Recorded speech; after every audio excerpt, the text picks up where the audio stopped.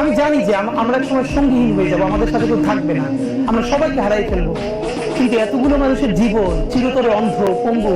কিন্তু মেয়েকে আমি অনেকবার বলছি, ঢাকা বিশ্ববিদ্যালয়ের মসজিদ থেকে নামাজ পড়ে বেরোচ্ছে, টিআরটি ওয়ার্ড একটা ছেলেকে ইন্টারভিউ করবে, জুলাইয়ের আহত, আমাকে দেখুন কথা বলতেছে, তখন ছেলেটা শুনতেছে যে আমি এসেছি, কোরআনের হাফেজ, মনে হয় 21 না 22 বছরের, 2 চোখ চিরতরে হারাই গেছে, ভালো ফিরবে না।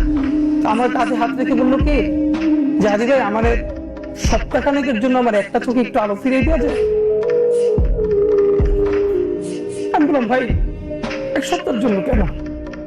বললো ভাই অন্তত আমার মাকে আমার খুব একবার দেখতে মন চায়, আমার মা আমার অনেক নিষেধ করছিল অন্তরে যেতে, আমি ফিরে আসার সময় মারে দেখি নাই, আমার একটা বার মন চায় আমার মারে দেখি। তো যারা হাজার হাজার কোটি টাকা পাথর করে বিদেশ চলে গেছে,